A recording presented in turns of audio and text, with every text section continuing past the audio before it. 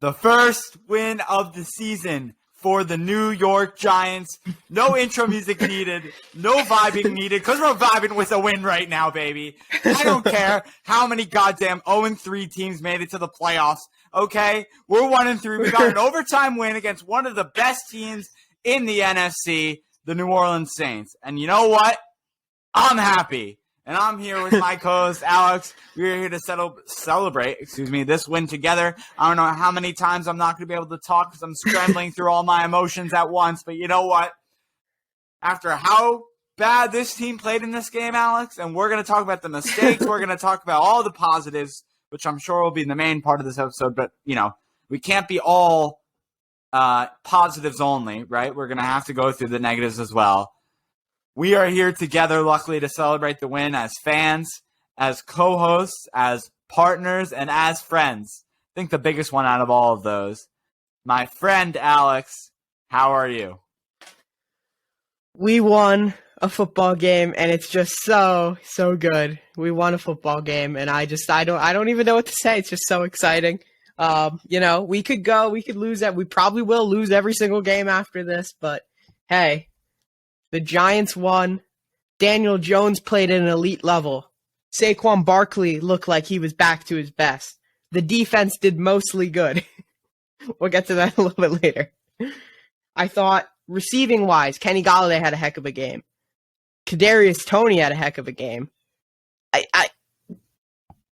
All too good. It was just all really good. John Ross obviously getting involved. Who else got involved? Many people were getting involved, okay? It was just an overall great performance. I'm happy. It was I don't even know what to say. I'm trying to get the words out of my mouth. It's just a good day to be a Giants fan. And then Josh and I can walk into school tomorrow without us getting made fun of. Well, we'll still get made fun of. I might have to wear my Giants jersey tomorrow. We might have to wear the Giants jersey. But usually this is how the pattern goes when we walk into school. We walk into school, people make fun. They're like, the Giants suck. We're like, yep, we know. And then it's just all downhill from there. But the Jets won too today. So congrats to them for also not being terrible. Well, they're still terrible, just like us. But congrats. And it's great. Where do we even start? Where do we start with the game? I think we got to start with the main man, Daniel Jones, because he just played lights out today. I think the birds in the back of your house are also chirping because they know the Giants won. Are they chirping? I can't even hear them. I'm tuning everyone out. I'm hearing some stuff. I heard it's gone now. Maybe because it might have just been me chirping from all the excitement. We'll have to say. Might have been Jabril Peppers in the locker room after that overtime coin toss. That was a sight to see.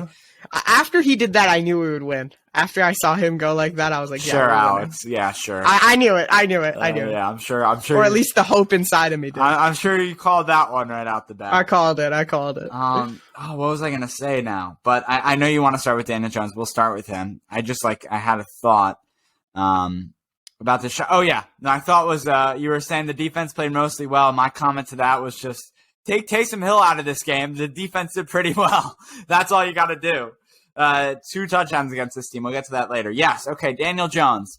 So I guess to go over his stat line, Mr. Jones had 28 for 40 attempts, completions to attempts, 402 yards. The man had career record, by the way, career high, yeah. And that was also the first time in the Garrett era that Daniel Jones has had over 300 yards, let alone 400, just over there. Oh my God, what a game from Daniel Jones, man. I mean, we kind of saw it, Alex, as the season has progressed, that Daniel Jones, he can actually be our quarterback, man. Like, we've finally been seeing it. Yes, we've seen the glimpses here and there, goddammit, but for full lengths of games, it hasn't been just plays, Alex. Finally, it hasn't been just plays. It hasn't been like a play here or there where those Daniel Jones fans can come out like you, basically, because as we know, you like him more than I hate him. You would come out and be like, you know what? He had this one good play with 7 minutes to go in the third quarter. No, you don't have to do that anymore because Daniel Jones is showing out for halves. He's showing out for games, and now consecutive games he's showing out. And this game topped it all off. Yes, he threw his first interception of the season. That shouldn't. That's BS. Who cares? That Who shouldn't cares? even It be in doesn't the matter. stat line, man. They should like erase interceptions at the end of halves or at the end of games because, like, obviously it's going to happen. No biggie. But the 2 touchdowns, obviously the Saquon, we'll talk about that too. But you mentioned Daniel Jones, so I'm sure you want to get to him yourself. That's just what I have to say about him so far.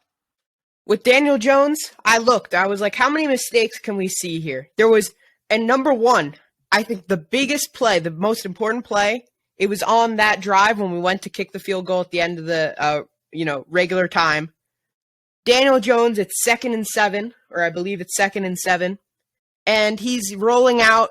You could see he's under pressure, and he could force it. Last year, does he force it to Kenny Golladay? Does he throw it up to the middle of the field?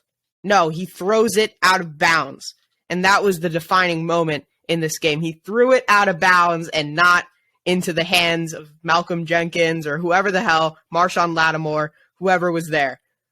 Very good from Daniel Jones. He had one bad pass that was a little bit unfortunate. I believe he overthrew Saquon on one of those like curl routes that I thought was, it was an important time in the game, and he missed through it, and I was pretty upset about it. But in the grand scheme of things, doesn't matter. Overall, played really well. Was really impressed. But, I don't even know what to say. Rushing, he was, mediocre. He had that one big rush at the end of the second half, or first half. Besides that, didn't really do much. But, yeah, Daniel Jones, really good from him today. And, sounds like Joe Judge was proud of him in his press conference. We're kind of getting, like, the tweets in and, like, all the news from the press conference. To be honest, Josh is like, oh, should we wait to see what? I'm like, no. Who cares what they have to say? We've been listening to them for a long time. We've been listening to Joe Judge say this is going to get better. Let's talk about how it might have gotten better. We don't need to listen to them. Right. But we have our own opinions to talk about. We don't need to hear about theirs. But yeah, so I guess good thing that, you mentioned that because, just to let you guys know who are listening, that we are recording this at around like 5 o'clock. So I don't know if that gets you any update on like what happens, but I don't want to go to the far point of, and we could get to this towards the end of the episode because I think we should recap the game first, but of the NFC East and the NFC standings and all of that, where we are. Let's just enjoy this win for right now. And I guess deal with that. Now, I don't know if we should go in chronological order, but just staying with Daniel Jones, we'll see how this goes. Just staying with Daniel Jones, that pass to John Ross for their first touchdown out of the game was an absolute dot from DJ. That got me hyped up. And Alex, you've mentioned this too. I think it was this offseason. You brought up PFS and their rankings when it comes to deep throws by quarterbacks. He is freaking precise, man, Daniel Jones, on those deep throws. So that's the first thing I want to talk about. There was that. Can we talk about Daniel Jones not giving up when it comes to the end of the first half? Where normally we just kneel the freaking ball, actually giving an effort. Okay, fine, and ended up an interception. But let's get to that point where we can have like a, maybe pull an Aaron Rodgers once that, he's known for doing that. But at least trying to like do that and looking out for it was great. And again, there was still the times though where this Giants team on a 4th and 1 did not go for it. On 4th downs, like on the late 30-yard lines, 38, 39-yard lines. I can't, I'm kind of blanking. But, like, they didn't go for it. And look what happened when we didn't go for it. Gano missed a field goal. That field goal would have freaking counted by a lot if we didn't nail that field goal later by Gano. So good job kind of coming back and being what he is. Obviously, that streak ended for him. It is what it is, but now he's got a new streak going. He's got 2 in a row, so that's a good thing. And then that Saquon Barkley play call, great job. Obviously, Saquon receiving, we got to do that more often. And I guess that run at the end, too, was great. Kenny Golladay wide open, helping us get to the inside the red zone was great, too. That ends my Daniel Jones talk because we got a lot of other players to go on to. Next player I want to go on to. So we're going to try a little thing here. We're on a new platform for these YouTube videos, etc. We're going to do a little share screen for a certain person over here. Mr. Is it loading? There we go. Mr. Young. Look at his post-game outfit. Love the chains, the hat. It's just all going great. the slides. It's just all a very interesting situation. Let's see how that worked out, the screen sharing thing. But Kadarius Toney, it was crazy. I mean, Kadarius Toney, he was making catch after catch. Obviously, he had that one drop, right? That was like really unfortunate. And what down was that on? It was like on third down or second down, where it was kind of like a pivotal spot where I think we had to punt afterwards when he dropped that. But hey, he was great today. 6 receptions, 78 yards. Just really impressive from him, and that's kind of what we were all waiting for. And look at that. When you finally use a player you spend lots of money or draft capital on, look at that. They actually work out. So Jason Garrett had good play calling besides that one hideous, whatever that was, one of the first red zone plays where he decided to run it up the middle and then did an Evan Ingram, like whatever. I don't even know what that play is called. Like the end around. It wasn't even an end around. It was just like a jet sweep kind of thing, right? And then he, that terrible pass with Daniel Jones or whatever was going on there. I don't know what was going on there, but besides that, Jason Garrett called an adequate game. And, Kadarius Toney, Kenny Galladay, 6 receptions, 116 yards. That's what we need him. $18 million, averaging more than 18 yards a carry, or 18 yards a reception. That's what we really like to see. And John Ross obviously had his 3 receptions for 77 yards. And Evan Ingram had his 5 for 27. But Evan Ingram's banished from society at this point. Yeah, he had another drop or two. I don't know why he's involved in the weapons game for the New York Giants at this point. Alex, I texted you to trade him. You said he has no trade value. I understand that. I would take a 7th rounder for Evan Ingram at this point, and just making Caden Smith and Kyle Rudolph our number 1 and 2 tight ends in the opposite way with Rudolph 1. Whatever it is, you know what?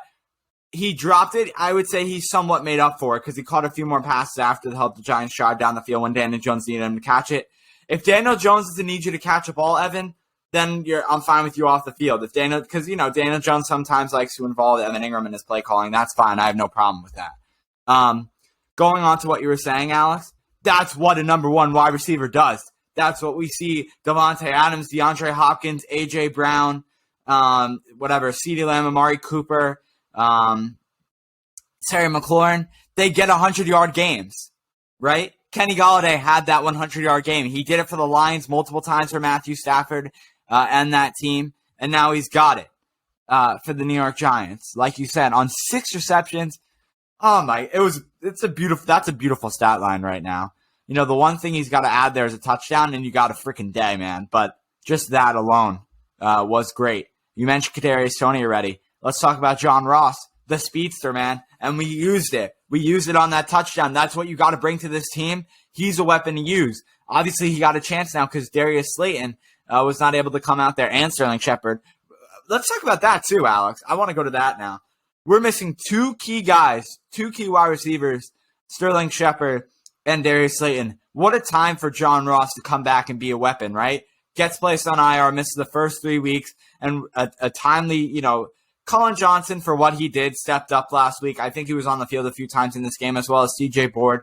But for John Ross to come in here, not have that many receptions, but the times that he caught the ball, first of all.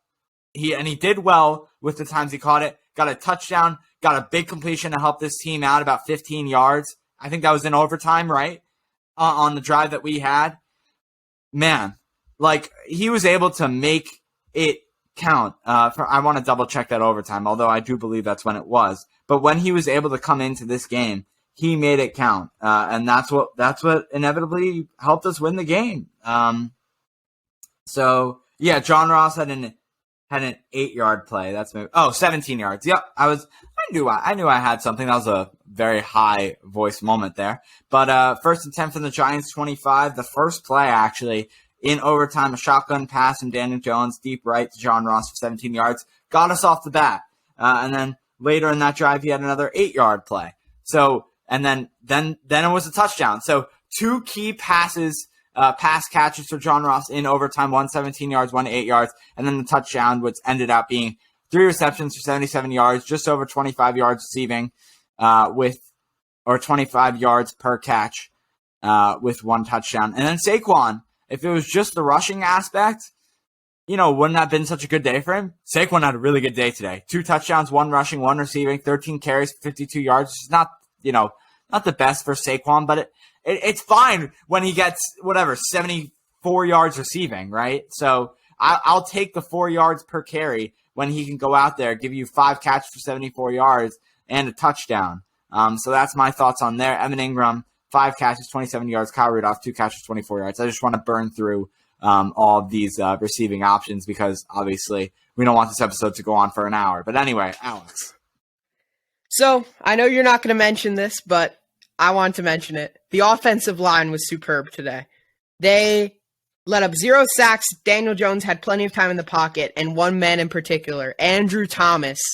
I don't know what his PFF grade's going to be or whatever, but he was up against Cam Jordan throughout most of the game, who is probably a top 5, top 10 defensive player in the NFL. And he shut him down. I mean, there was clips of him, and he was just bullying him. He was pancaking Cam Jordan, and it was truly impressive. So Andrew Thomas has made massive strides this season, and it's really good to see.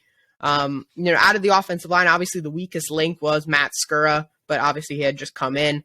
When we get, hopefully, someone back there in that left guard position that actually plays left guard, that would be helpful. But yeah, everyone played well. Nate Soldier had a couple mistakes as usual, but that's to be expected. Offensive line was very good, and it really gave Daniel Jones the ability to succeed in this game, as well as Saquon Barkley.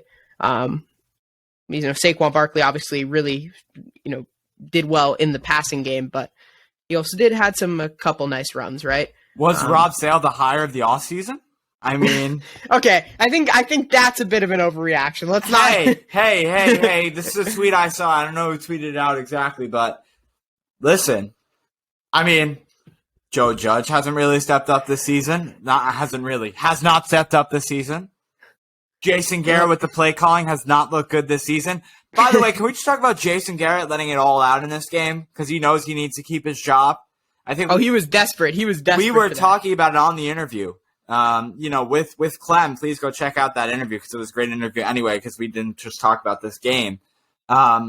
You mentioned Alex there that he's fighting for his job in this one. So let it all out. And I think the analyst, I don't know who it was exactly, on the Fox broadcast with Kenny Albert, the play-by-play guy, had him on the podcast. Check out the previous episode. Plug. Had him on the podcast before, the play-by-play guy of this game. The analyst there was saying 2 times, was mocking Giants fans, imitating them, about how Jason Garrett. So he left it all out there. And Pat Graham, Alex, and this defense, was it just because we played really well last year and we saw the height of all of the players? Is it because we're missing, but whatever. Rob Sale and this offensive line have been the only group that I matched with a coach that has been playing well throughout this season so far. I know obviously there were a few plays throughout games, like the first game of the season when a few guys just completely missed their blocks. Matt Paradis looked very bad. But today, man, they look really good. Yeah, for sure. And it's probably the only group that I'd say has overperformed, I think would be the main way to say it this season. If I'm looking at all the groups, to be honest, I'd say Daniel Jones has overperformed my expectations as well. So I'd say QB, I'd say offensive line, receiver group has probably been about what I expected, maybe a bit underwhelming. Running back, kind of not a fair thing there. Tight end, kind of what I expected. And then you look at the defensive line was not as good as I thought it should have been. Linebackers have not been as good. And really the secondary has not been as good either. So it's just the offensive line and Daniel Jones that has really taken the step up this year. Yeah, no, I agree. I don't know if I was just lagging a bit on screen. That's why I had a hard time clicking back. You were just mesmerized by my amazing analysis, I think. That's definitely what it was. Yeah. It took me a while. I had to comprehend everything you were saying, Alex. That for some reason it took me a while to click on. But anyway, I'm trying to just go through, make sure we get through all the positives before we go to the negatives because I don't want to let everyone down here, but. Do you want to wait to go to the NFC East? We have to mention the NFC East. This is a freaking Giants podcast, man. I just don't know. If you want me to be completely honest, I have no idea what the scores are. So I'm actually going to react. Oh, right. To it. You're reacting as we're going. Well, here, I got a quote from Kadarius Toney as you look at that, Alex, saying that was a great performance by Daniel. That was what Kadarius Toney said. Joe Judge on easing John Ross back, and we ain't got time for that, he said with a chuckle, which... At this point, with how good he played, we don't even need to ease him back. Just let him go crazy. But yeah. So Alex, I'm sure you just took a look to give you your information.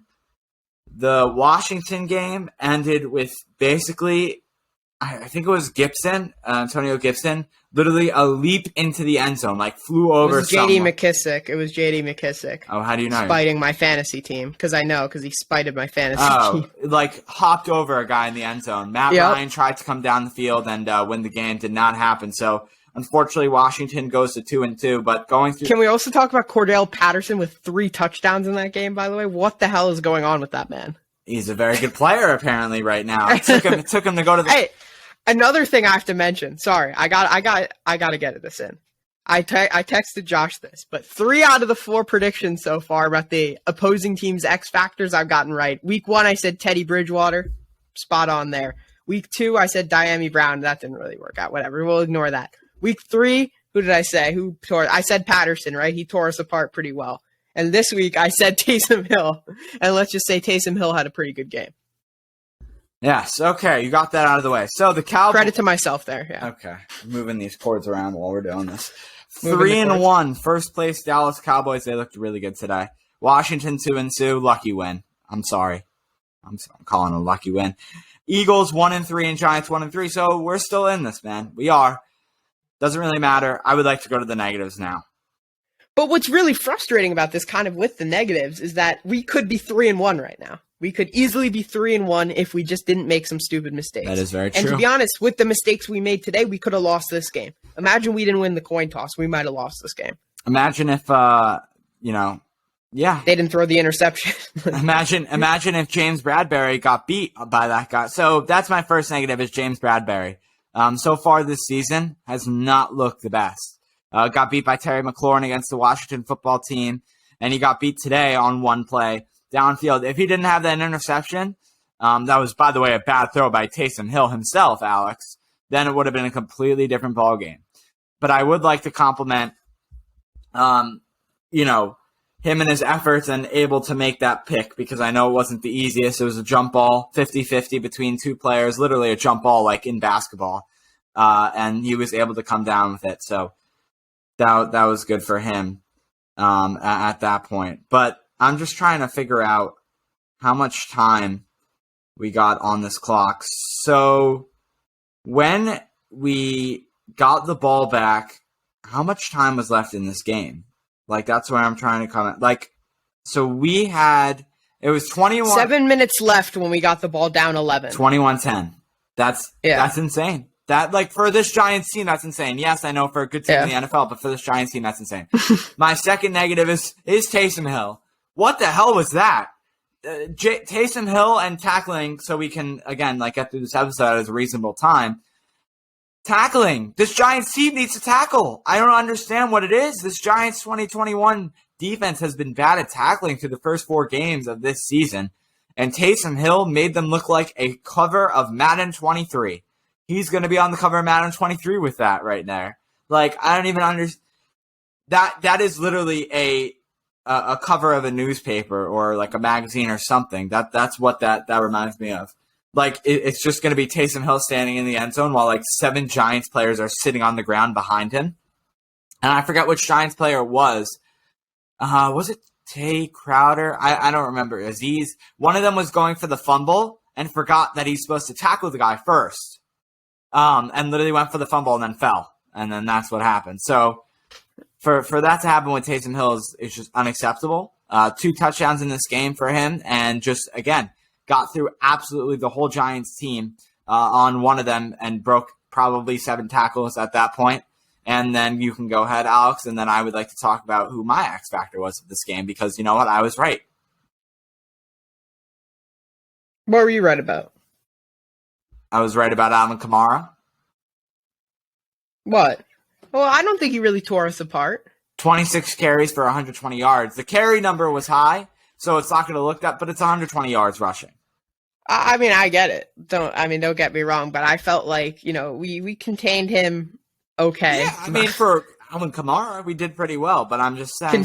Contained him. Okay, yeah. So you were partially right. All right, you don't have to. We get it because you get everything right with your picks. You don't have to give anything to me. I understand. No. I will give you adequate credit because I did not realize he had 120 something yards. I thought he had under 100. But yes, okay, fine. I will give you some credit there. Thank you. Unfortunately, he didn't get any touchdowns for my fantasy team, but who cares?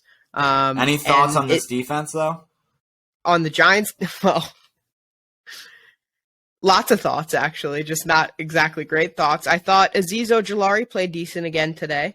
I thought we got some more pressure on Jameis Winston than we have gotten on people like Matt Ryan, Taylor Heineke, etc. Wasn't good enough again. We were kind of struggling in coverage. I thought Adoree Jackson played poor today. James Bradbury didn't have a great game. I thought if Logan Ryan again kind of just looked like he didn't know where he was. He just looks behind the pace. He just looks like he's aging at a little bit of a too fast rate for my liking. In the linebacking core, obviously we're missing Blake Martinez badly because Blake Martinez tackles Taysom Hill. I'll tell you that. Blake Martinez would not let Taysom Hill build like a quarterback. He looked like I don't want to discredit Taysom Hill, but come on, it's Taysom Hill. We need to be tackling that guy. And, it was just unfortunate that we couldn't get the tackles. But, this defense needs to improve. Patrick Graham needs to kind of evolve with how this defense is. This defense is different. We got more talent, I think, this year, but I don't think we had the same grit that we had last year, if that makes any sense. I think we had a more togetherness last year. I feel like this year, everyone's just kind of trying to shine on their own. We need to play together as a defense. Yeah, if that makes any sense. No, that makes sense. I'm sorry. I'm getting so distracted from Giants Twitter. I think we need to play this, Alex. I'll play it on my mic though. We have.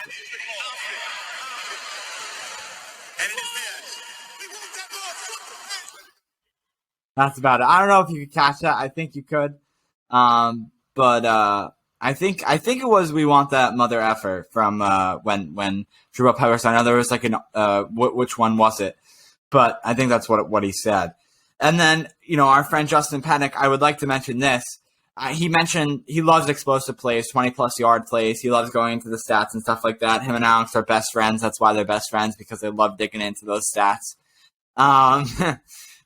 So Justin last week, I think it was, he posted on Twitter that Giants had one play over 20 yards. This week, in this game, and the first time, or at least he believes, the first time in the Garrett Judge era where the Giants had 8 plays over 20-plus yards in this game. That's pretty freaking good. That's pretty good. And for everyone, actually, I'll share the clip right now of the Jabril Peppers thing, so that way everyone could see how ridiculous it was. But it was also really fun, so here, I'll play it real quick. Oh. Do you hear that or no? I can't hear it. You don't hear it? Okay, well, that's unfortunate. I think you have to unmute the actual. I think there's an. Well, I think I unmuted the. All right, we'll move on. You saw it basically. Just imagine the audio. Imagine the audio. For those of you listening, I assume you've already seen it, but if not, I'm sure it's all over Twitter. If you really wanted to look it up, yeah, just go look on Twitter. Jabril Peppers. Alex kind of just ruined the moment there. I blame him. I'll get the audio better for next episode. Sure. I'll figure it out. Yeah, we'll have to wait and see. Is that it? I mean, for right now. I mean, what else do we have to talk about? I mean, the Giants won. The Giants won. Take that in. The Giants, you see right over there? Wait, there we go. The Giants, they won. And I'm happy. And we're just excited. Lots of things to work on. Let's not get this wrong. I know I sound like a you know what I sound like? I sound like a young coach who teaches a whole bunch of middle school kids, and there's lots to work on in practice after you beat the other team 17-0. That's kind of what I feel like right now. But there's lots to work on. I'm sure Joe Judge is going to get on that right away. Oh yeah, of course. And we need to get on that. But good win today. Let's just get back on that winning way and let's smack Dallas next week. Yeah, so we got Dallas coming up, and of course that'll be a fun one. America's game of the week, 4:00 game in Dallas, in Jerry's World. And we'll see him, and we'll see how well this Giants team does. But for right now, hey, enjoy your day. Enjoy whenever you're listening to this, and take in the Giants win for what we have right now. And we will see you later this week for this next game preview. But before I do that, I would like to get a couple of plugs in just before I do that. If you can, please subscribe to this podcast wherever you're listening. Follow us on Twitter at the Giant Take Pod. Josh at JoshOla29 on Twitter, at Anorian23 on Twitter. That's Alex. The first one was Josh. The Giant Take on Instagram and Facebook, as well as the Giant Take Pod on TikTok. YouTube, the Giant Take, where we're going to be posting our recap episodes on there, if not other videos coming soon as well. ShipItStudios.com/Giant Take to check out all the links to our podcast. You can go to the articles at Ship It Studios, where I did an article on last week's game. I'll see how much work I get through school, and then we'll base that on if I'll do an article for this week's game. But anyway, for now, Alex, you want to close it out? Yes, I will close it out. Thank you, everyone, for listening to today's episode. Hopefully we have more episodes like this, and we'll see you later this week for the Cowboys preview. Go Giants!